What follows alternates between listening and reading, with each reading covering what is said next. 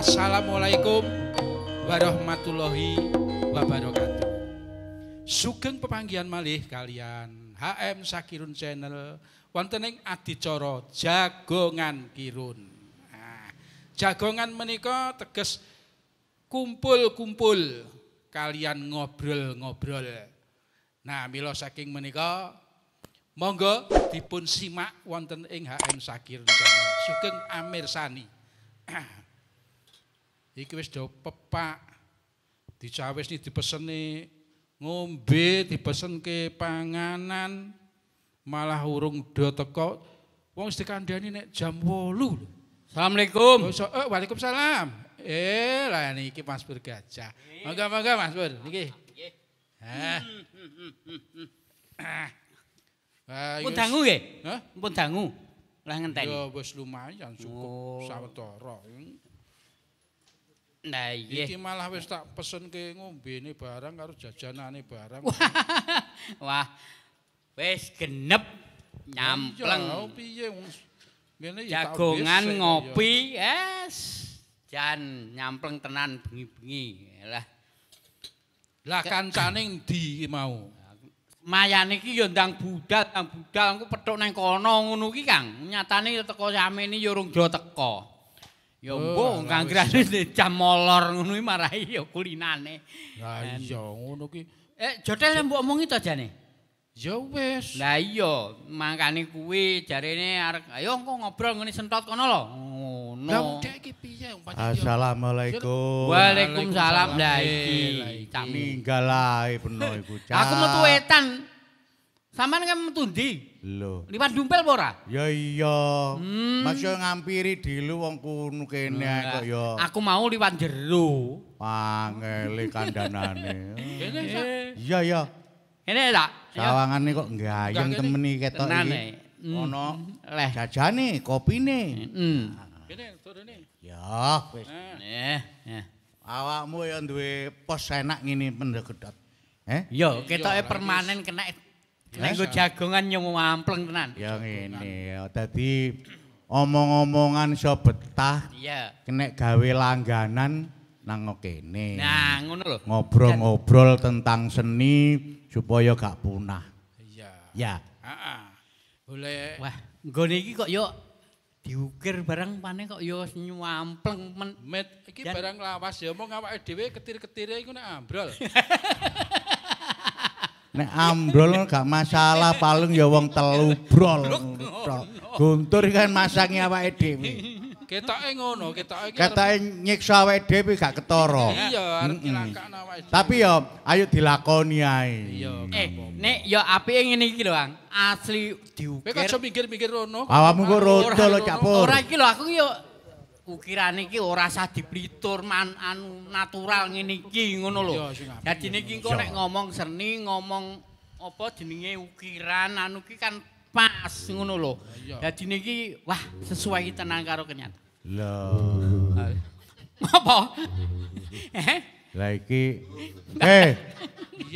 piye. Awakmu kok ya gak ngomong lah doa lah tak ampiri. Kepala sukune iki lho. Lho, sepurik. Wong diomongi kok purik lho. Jane kuwi dandang apa ulut dumung teko-teko. Lah. Jan wong sitok iki jan gumun aku. Rumah saku iso kaya diesel ngono lho. Awakmu grogo ta? Grogo untumu pucet. Lah kok isone napas nyuk. Oh, kentekan napas. Upama ngene, awake dhewe iki seneng ketemu kanca-kanca lawas iki seneng. Iso guyon. Niki kok timbang iku kentekan napas, dolokno kompresor dilebokno. Ya apa dibantu kompresor ngene. Anu golekno gas kompor kae lho. Terus tak mute. Mari ngono sumeten kok lak murup aku. Ora, nek anakku ora kuwi. Nek aku ora kuwi, sing iso digawa ngalor ngidul. Apa? Enteng ki enek. Heeh. Kae lho tabunge penyelam ki lho. Ngono kae. Heeh. Tabunge kok gendong ngono kan Yo, iso. Wong nggawa ragane ra karo-karuan kon gendong. Tabunge kan cilik. Kaya Ya luwung aku ki entutmu malah ora apa-apa. Iku nek tabunge penyelaman khusus ana air. Sampeyan Kudu kono ana kene banyu. mau ya. Nggih. Aku aku mau ki Ya apa? digocekno Beti. Loh. Mari main kok Ponorogo kono lho. Iya. Melok ludruke mbuh sapa. Terus Tapi ludruk gak enek critane ku. Loh, ludruk kan ceritane ku lak padha Ora karo ana ceritane. gending-gending tok lah. Lagu-lagu tok. Loh, Ya. Iku jenenge ludruk piye ngono iku? iku jenenge ludruk anu iku separuh. Lah iya, Ludruk saugel ya iku. ludruke ora ono critane blas. Ya iku keliru, Cak. Jenenge nek ludruk ku ya ana dagelane, ana ngremone, ana bedayane, ana lakone. Iku jenenge ludruk. Mbok telung gedrip, mbok petang gedrip, borong gedrip ana lakone. Lho critane ono dagelane tapi ya mung 2 menit. Dadi sak 2 menit gak ono terus wis. Terus? Mari ngono terus lagu-lagu. Ngantek bengi jare. Walah. Ya iku Cak, iku sing kurang nyadari Cak. Kurang nyadari ngene. Ludruk iku ya apa tetep jenenge ludruk. Peno panggen ngremo. Mene kate tanggapan nak ditakoni tangga. Ludruke tanggapan nanti Cak Jotil. Oh nang gone daerah kene Saradan upamane. Dadi apa? Lah dadi apa? Lah nek penorono terus ngremo tok mari gak ono apa-apane. Lak pol iku jenenge 17-an. Iya. Tari-tarian tok lakan. Iya iki gawe nggon anyar. Awake dhewe kok kaya ndok ning jero susuan.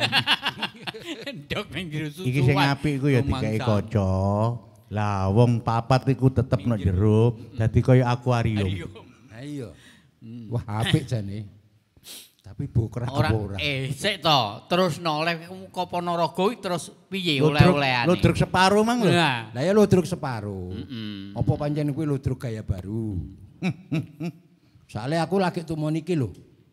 Nek prasaku ludruk kuwi kan biyen ono critane. Kaya ketoprak. Lho iya iya. Bahasane dhewe. Iya. kuwi ya nyampleng Kang. Kowe nek ngomong masalah ludruk kok gak enek critane iki mergo enek sing pakare ludruk. Bener apa salah ngono lho. Makane tak tekokne. Iku ludruk model piye? Apa ancen digawe ngono? Apa memange ludruk model baru ki ngono kuwi? Model baru ya Kang ngono Cak. Ludruk iku model baru. Satu cerita apa pokokane ludruk lakon babat Surabaya Pangeran Situbondo. Iku dibedah untuk era sekarang. Tapi tetep ceritane ono. Lah iku jenenge ludruk. Kathoke sapa suweke? Kathoke sapa suwek? Kathoke sapa suwek? Kon kok ya krungu ae sih. Wong aku kok peno iku. Iku gak apik, Cak. Iku akhire ngene. Engko akhire ngilangno kesenian khas ludruk. Dadi arek saiki sing gorong roh ludruk nonton ludruk isine gending-gending tok. Mari ngremo gending-gending lah. Dikira kabeh ludruk iki kok ngono lho, Cak. Makane aku kan tekok iki mah. Tak pikir apa wis gak ono pemaine. Pemain ludruk iki apa wis entek kaya pemain ketoprak iki. Tak pikir ngono lho. Padahal pemain ludruk kan cek akeh. Pemain ludruk regenerasi sing ditampung lulusan teko paski ku nang Surabaya, Mojokerto iku akeh, Cak. Lah iya. Temen iki. Soale awake dhewe nglakoni ngono lho. Nek anu nek berarti nek enek ludruk gak ana critane kuwi kan nyalai aturan. Ya nyalai sak atur-aturane sak pol-pole iku, Cak. Ya ngene, ya jane sakjane sing nonton ning Ponorogo ki ya akeh. Heeh. Tapi kan terus kabeh ki akhire ngeladeni penonton. Misale ana jalukan nek wayah apa ki lagu-lagu ngono ki terus panjalukan akeh saweran. Akeh saweran lah akhire terus lali wektu, lali nek lakon ludruk ki ana lakone. Sehingga sampai mulur sampai jabe kewengen. Nah, akhirnya ceritane gak kebagian wektu. Nah, lho kuwi nek memang sengaja digawe ngono. Mergo nek wis entek lagu-lagu, kuwi penontonnya ya entek. Dadi kan penonton itu niatnya gak nonton ludruk, tapi niat nonton lagu-lagu kuwi mau tok. Ngono. Iya. Kuwi ya kesalahan dari para pekerja seni. Terutama ketua, Cak. Saiki daerah kene biasa ludruk apa? Ah. Lah, ciri khas ludruk kan ya wis mek iku-iku kan. Iya. Wis kur ngremo, atraksi nek ana, gak langsung bedayan, ya pelawak. Lakon. Kadang-kadang dari pihak ketua iku kepingin ditanggap. Sing nanggap njaluke macem-macem. Mungkin sampean kei tari barongan, ya. Mungkin sampean kei acarane niku lho gendeng-gendeng campur sari sing suwe. Terus pelawake ngene niki ngremoni nedhi 5, nedhi 6. Pihak ludruk ketuane kepingin ditanggap dituruti. Akhire tatanan niku wis berubah ya. Ngremo pantese 4 sesuai mbek ukuran panggung. Ketok pola lantai ini ketok. Ya sih. Nah, kadang-kadang ngremo 6 kan gak ketok kok semrawut. Iya, ngebeki panggung ngono. Lah, kejaba ngono sampure kan ya ripet ya. Lah, peno dhewe ngerti. Lah, ketua ngono iku harus direm. Duh, mboten saged, Pak. Nek ludurke sami, acarane ludruk nggih sami. Tapi nek sampean njalukan ngoten niki ciri khas ludruk Kirun CS niku ngeten. Niki pun ciri khasnya ngeten. Nah, iya makanya sampe nek manut monggo, nek mboten manut nggih monggo. Daripada tatanane wis sapi terus rusak perkara penanggap karena duit lan duit. Ya kadang-kadang ngono. Jadi dari pihak ludruk dhewe kentekan wektu. Kentekan wektu. Ngepelawake lho. Pelawak ludruk sing biasa-biasa lho, Kok. Katakan rolas in lah ludruk rolas in. Pelawake kudeng mbanyol gak diguyu wong 5 semangat. Padahal isine cerita iku ono humore. Iya. Ya, ditunggaki wong. Justru yang lebih dikenal pelawake liwat cerita. Iya. Menggiring cerita iku, ngiringi cerita. Nah, kadang-kadang lepas. Engko wayahe pelawak iku mlebu cerita ana banyolane ilang karena waktu. Iya. Ya bener-bener lah waktu ah. Waktu tur ya kesel sing ndelok wisan. Ya iya, kajone kon lungguh. Mulai ngadeg mari pelawake gak lucu, gak lucu ngadeg ngoyo gak balik. Wis akeh kedadian ngono iku. Pokoknya ajaran saka Packi kuwi ya kabeh iki dibatasi. Misalnya bedayan ki ya cukup 2 lagu 3 lagu wis. Nah, remong itu ya pomo loro ya loro, siji remong wedok, loro remong lanang wis. Ya dadi bener. Wis angon wektu. Yo. Makane ceritane tetep oleh wektu. Yo jenenge medhot ya mengurangi waktune cerita. Menyingkat cerita ki penak. Yo. Mergo kuwi ngangon durasi wektu. Dadi niki wektune cerita sakmene, wektune mlawak sakmene, wektune selingan sakmene kuwi menyesuaikan ngono to. Ya karone wong jenenge cerita iki kan enek sing dawa, enek sing ndet. Iya. Kan ngono. Nek cerita dawa terus dipetholi, dibedhoti ya elek. Nek medhoti terus ora sambung karo ngarepe kan. Ngarepe. Bener. Angel. Angel jak nyambungno medhoti cerita. Upamane cerita iku minim betung gedrip ya. Iya. Biasa zaman biyen kan sampak 17 adegan. Oh iya. Zaman biyen 14 adegan. Iya. Saiki dibadamane ringkes oleh bedah dadi 6. 6 iku nek waktune gak uman upamane. Tetep adegan 6 ae Cak, gak apa-apa. Tetep adegan 6. Cuma dialoge disudo. Tambahan-tambahan cuk-cuke banyolan disudo. Iya. Dadi rile ceritane tetep jalan karena waktu. Pentasnya dipadetne. Iya, dadi gak terlalu ngelalar. Memane iki gelek Cak Sentoti. Waktune aja ana catet. Apa kene ya? Oh iya, ditambah. Dialog ditambah sesuai adegan iku mang. Lah ngono sih bener kok. Ya kanggo ngulur. Tapi nek saiki iki prasaku gak angel. Gak enek. Gak angel. Angele ya apa? Nek perkara atene ngguwak waktu itu gak angel. Masalahe pemain-pemain iki kan wis akeh sing senior. Iya. Akeh sing senior. Dadi nek mung perkara pengen ngodot wektu iku prasaku gampang. Sing angel iku mengurangi wektu. Lah, mengurangi wektu terus pentase awake dhewe terlalu harus kontrol. Pentas kuwi kontrol waktuku sakmene itu harus. Jadi sing mburi entuk nggon, sing arep ya entuk nggon. Mangkane teko kabeh nek kaya pelawak sing wis senior sih gak kena dipaida. Paido. Ya sih. Lagi kuno kadang-kadang ku ngelo wadur. Ngelo wadur gak mikir mburi. Ana sing senior kan waktu dak berapa menit iki berapa menit wis ero tutup kelir mlebu cerita. Mburi gak kepontal-pontal ngono lho ya. Iya. Ya baleni masalah dagelan kuwi mau ya. Masalah dagelan kuwi. Iya. Ngarep kuwi kadang-kadang nek terlalu dawa ngono ke turu gak lucu ki ya percuma. Iya, percuma. Kuwi engko dalam cerita dalam setiap kelir iki mesti enek banyolan. Enek sing dadi batur, enek dadi bujang. Ya, ya kuwi wis banyol. Lah kadang-kadang malah sing lucu ki nek wis banyolan mlaku. Ya kan malah akeh lucune. Akeh. Ya banyolan mlaku kan ya ngono to. Anu kan lucune. Istilahe nek wis mlebu cerita banyolan mlebu istilahe nyeser lho. Sing akeh lucune iki malah banyolan nyeser kuwi. Akeh. Siapa ya? Tidak terduga tapi dadi nang jere. Iya. Sing anu banyolane mesti sambung karo lakon. Sing ora terkontrol iki lho, sing ora terkontrol ya. Misale omong diokehi padahal omongane gak enek artine blas. Dadi omongan iki gak sambung karo sing ngejak omong. Iku biasa ngono iku. Muakeh. Ngono kok rak megel nih. Dadi nek delekke nesu. Iya. Iya. Nek istilah biyen ya. Kadang pancen ya ana sing sok kepengin menonjol omongane kepengin diokehi omonge sehingga ketok. Sing dijak omongan ki gak tanggap dadi gak mudeng. Mergo apa ya lenceng saka wos. Nah iya. Lenceng saka aturane. Aku arep tekok tak mujet.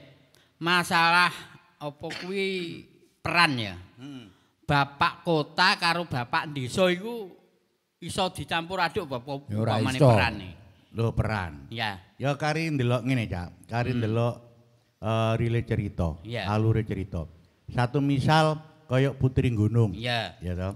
Iku lantarane bapak kota karo bapak desa. Lah, bapak desa iso kontras nanggone bapak kota. Lah, kontras iki ora mbanyol tapi rile cerita. Tapi dadi nang lucune. Lah bapak desa enggak harus pelawak. Enggak harus pelawak. Peran penting, peran utama lah katakan Gek Ludruk. Iku dadi bapak desa iso lucu karena rile-rile ceritane wis ana lelucone, ngono lho. Iya. Mergo aku takon lucu ora bapak desane. Sing lucu liyane. Nah, kan ono tapi bapak kan desanya katut ngono lho. Mendukung masalahe. Iya. Lah aku kan tekok masalah bapak desa karo bapak kota. Kuwi kan sampean iki sing berkecimpung nang nggone Ludruk, upamane kados sampean iki nang nggone bapak kota karo bapak desa iki enak endi, Pak? Lho. Enggak pemain Ludruk. Ya. Masuk di casting nang nggone desa, monggo di casting nang nggone kota, monggo. Soale apa? Kudu iso. Nah, dadi ngludruk iku desa, enak gak enak kudu iso. Jadi, tapi harus enak, Cak. Jadi soalnya ditanggap wong. Bapak kota nek antagonis ya sing temen. Kadang-kadang Ludruk iku antagonis iku omonge diakehi. Ndodono wah iso ngomong rek pinter. Padahal gak butuh dialog akeh antagonis. Satu misal iki contoh. Sampean pacaran. Arek wedok iku tak senengi. Lah nek sampean jangan tak gebuki wis tak ancam lho mangkel aku mbek Peno. Kon niku ya apa karepmu? Jange tak antemi, aku ngomong mbek Peno njaluk sepuro nang aku. Pul akhire wurung geger. Tanpa dialog langsung ketok pukul dia. Iya, wis antagonis iku wisan. Gak perlu ndodono dialog sing akeh. Ngono lho. Lah nek Peno tak jak ngomong njaluk sepuro aku lak wis lele. Dendamku mang lak wis gak ono, ayo. Langsung ngantem salah bener urusan buri. Ya. Nek masalah Pak Desa karo Pak Kota kuwi mau nek menurutku ya anu ndi sing kulino. Ndi sing kulino dadi Pak Desa, ndi sing kulino dadi Pak Kota. Nah, biasane kan ngono to. Nek kaya karya budaya iki sing kulino dadi Pak Desa iki mesti Cak Ceker. Iki mesti. Kecuali nek Cak Ceker pas ora ono, ngono kae kan kudu ana gantine, ya ta? Kan ya kuwi bedane rak cuma ning bahasa. Bahasa karakter to. Yo bahasa yo karakter. Bahasane beda. Terus slogo selakian kuwi lho. Kuwi rak karakter to. Kuwi rak ya beda. Beda. Pak Desa karo Pak Kutha, bedane ning kono. Mung nek Pak Desa ki ngladur. Sing penting gladur. penonton gak jenuh. Iya. Tetep diguyu. Ya kuwi mau masalah peran Bapak Kota karo Bapak Desa. Terus harnesne sing wingenane masalah kostum. Kostum kuwi ludruk apa ya mesti menyediakan upamane bose iki kudu duwe kostum ngono ta? Lho iya. Iku kudu ya penting lho iku. Kadang-kadang nek ludruk event memane main Surabaya ngenteng kali, terus main nggone kabupaten acara niki kan latihan. Jadi proses 1 minggu 2 kali. Iya. Padahal kurang 1 bulan terus proses. Wah, salah iki. Kudune ngene. Wah, iki salah. Iki tambahan iki sudon. Lak ngono ah. Tapi nek terop ya. Iku spontan lho, spontan kudu iso lucu. Pak kulon dilakon babat Surabaya. Iya. Langsung dinggekno. Kon Siti Bondo, kon Joko Taruna, kon Joko Jumput, mbokne Jumput, Banyolamu kok iki. Kon yo ngono Banyolamu iki. Pelawakmu gawe niki iki. Satu kali briefing penuangan tampilno kudu sukses. Abote kesenian pertunjukan iku lho, Cak. Kau ketoprak gak ludruk padha sih kedot. Ya, padha. Lah iku tanggung jawab penuh sutradara, Cak. Iya. Lah nek pemaine pelawak sukul kaya 10 in 8 in pokoke iso gandang nang bus ngomong apa abot nek kena ngono ya. Iya. Tak mal lho abot iso. Iya. Soale ludruk iku beda karo ketoprak. Iya. Ludruk kuwi Banyolan iki nggone enek dhewe-dhewe. Dadi lakon iki Banyolamu kudu Ning iki. kene. Bener. Iki Banyolamu kudu iki. ABC-ne kudu jelas. Iya. Nek ketoprak ra ora. Iya. Mergo ketoprak kuwi kadang-kadang nggunakake spontanitas. Iya. Ludruk gak iso. Ha iso ta. Ludruk gak iso. Ludruk kaya A ya A, B ya B. Makane ludruk mulai tempo dulu lepas naskah. Dadi ludruk lepas naskah sebab impro. Lah, kadang-kadang kok pelawakan wis lucu dar-dar. Ono satu misal, ono Pak Bupati, ono Pak Camat teko. Sambutan ngene-ngene. Kan tambahan dialog iku kan lepas saka naskah dialog ya. Nah, spontan. Lah nek naskah kan siji. Iya. Makane iki kan ngene to. Cak Mujen karo Kang Jotel.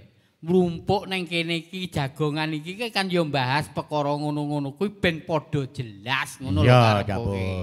Makane tak jam mlumpuk ayo ning kene Kang Sentot, jagongan ning kono. Piye anune Daya seni jaman biyen iki bener apa salah ki yo iso ngene iki lho iso tukar kaweruh ngono lho karepku ki jagongan ning kene iki mau.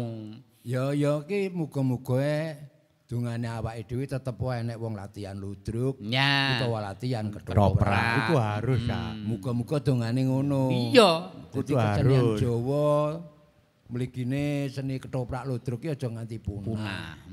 Ketoprak ludruk sakjane ya padha Cak Ndorek cara ngono regenerasi. Cuma kadang-kadang peran-peran sing wis tuwa iku gak gelem nyadari. Gak gelem legowo. Aku biasa dadi sungging Purbengkara terus tak lungno sing nom rek. Iku lho gak legowo. Aku ki ngene lho, sing tak samar iki malah nek ketoprak ludruk kaya nggone dhewe daerah Medyunan kan ketoprak sarang. Engko nek disurut negara liya lagi bengok-bengok ngono kuwi lho sing tak karep niki. Mangkane dianakne jagongan iki ben padha ngerti nek ketoprak ki asline iki ning nggone Medyun ki mbiyen nggone ketoprak juga ngono lho Kang karepku iki. Kaya sampean ning Surabaya nek jelas Surabaya ijik ana. Dewake Cak. Ludruk arek nom-nom. Ludruk Surabaya sing akeh ndi ya Cak? Akeh Cak saiki. Jombangan Surabaya. Akeh Surabaya. Tapi iku mang ludruke ku ana 5. Ya tampil kabeh cuma pelakune sing gurung duwe. Sampeyan man melok aku. Terus marine meneh prae dijak ludruke Cak Pur. Ono ngalir runu. Kok marine kene prae dijak ludruke Cak Jotil. Dadi pemaine mulek. Kadang juga pemain metu teko Surabaya. Nah iku sing kurang tertipe kan ngono lho Cak. Iku susah nek main bareng. Nek main bareng nek kaya anggota menetap iku gak gopo. Malah-malah anggota menetap iso dicomot nang gone si ludruk sing gak duwe anggota iku. Iku lak padha karo gak nyengkuyung ludruk, padha karo ngrusak ludruk ketua ngono iku. Iya. Ya sih? Iya. Lah nek anggota penuh wis menetap terus aku gak duwe anggota tanggapan, ayo melok aku ae. Ya iki Aja masalah melok ludruk ludruk. semprot. Lah ngono sih, Cak. Nek kuwi ngene, nek aku ya perkara masalahnya cuma aturan. Ditetapkan. Nek duwe induk, kudu duwe induk terus wani dadi juragan ludruk, ya kudu duwe anggota, duwe peralatan. Lho iya, Cak. Harus itu. Lah nek ora duwe anggota kok wani dadi juragan ludruk, ya gak induk. Wakeh Cak iku, kedadean iku wakeh. Makane iku kudu Wakeh. ditertibne. Seharusnya ditertibkan. Saiki Bener. contohe Mojokerto, aku gak contoh liya Mojokerto. Mojokerto ludruk iku ana 8 nek gak 6. Iya. 8, 9-an Cak. Ludruk apa ae iku? Wakeh pokoke wis ludruk. Pokoke iku ana 9 induk ya tampil. Iku nek minim anggota ludruk iku digawe 40. 40 komplit sak. Ya sak panjake, Ya, sak sak. pemaine lho 40. Nah, Lepas sing pasang panggung, dekorasi lepas. Tak gawe nek saikune memane tak gawe 50 lah. 50 ya satu grup. Nek 10 ludruk iku nek 50 ping 10 piro? 500. 500. Kira-kira pemain ludruk sak kabupaten Mojokerto ono 500. Ayo. Ya gak ono. Lah gak ono gak kan. ono, Lah kabotane teko iku. Ngono jek wani gawe ludruk. Makane Sih. makane ya bener sing diomongne Kang Jodel Mang. Nek kudune ditetapkan semua yang punya induk jadi ketua harus punya anggota tetap sekian ngono to Kang Jodel karepmu. Lah contone kaya klub bal-balan wi. Nek wis melok Madura apa ya arep melu Nah. Persibaya. Iya, ya kan mungkin. Ora oleh ta? Ya iyalah. Yo Kaya nek gelem tertib kaya ngono kan apik. apik. Tapi wong jenenge wong seni ya. Ya aduk ngeramut bebek. Bebek 100 di sawah diduki godhek ngene, gak oleh mblakrak rene ya mlebu mrene. Ya, Ya. Kaya anu ngene iki Kang Mujad. Aku ki asline kan nul pudul nek masalah ludruk ya, Wak. Ngene. Masalah ludruk ki Jombang, Surabaya iku duwe ciri khas dhewe-dhewe apa ya memang jadi ciri khasnya jadi satu ngono. Nek ciri khas iku ludruk gak ono, Cak. Cuma versi dialoge Jombangan, Kidungan Jombangan, Surabayaan lho. Yo. Perbedaane teko iku Ning tok. kono. Heeh. Oh. Malangan. Nah. Perbedaane mek iku tok, Cak. Nah, makane iki kan kudu ngerti to apa ludruk nek berarti ludruk dhewe wis jadi satu. Mulane kowe mbiyen ki nyapa ora melok panggung. Apa mau melok ning panggungan ora tak tekok. Ngono-ngono kuwi mesti jelas. Perbedaannya cuma ning kidung nek ludruk ya. Antarane Surabayaan, Jombangan, Malangan. Heeh. Lumajangan saiki Lah ono. Nah. Cak Jodel, Cak Pur, Ya. Cak Sentot, iki. Acara iki jagongan ki wis enak gayeng. Gayeng temen. Yo. Gayeng masalah seni. Lah iki ayo diakhiri meneh disambung maneh ketemu ana papan kene. oh iya. Ya, ya. Oke. Yo. Anu ojo ning kene iki medeni upama. Oh, medeni. Awakmu diancam guntur. Gak ngono, engko awake dhewe ning kene pisan kan netes. Iki kaya ndok nang njero kurungan. Ora nek teko ki ndang dhisik ngono lho. Wis ambekane melar mingkus teko mesti keri. Karepku yo ndisiki tapi mesti mbok selip. Wis ayo catet Ya. monggo. Dumateng para pamirsa sekalian, mekaten kala wau menggah gelaring jagongan kirun. Mbok bilih wonten kirang sarta sisipipun nyuwun ageng ing pangaksami. Kasambet ing sanes wekdal tetep wonten ing HM Sakirun Channel. Mila saking menika sampun ngantos kesupen tetep panjenengan pantau wontenipun HM Sakirun Channel. Akhirul kalam, wassalamualaikum Waalaikumsalam warahmatullahi wabarakatuh.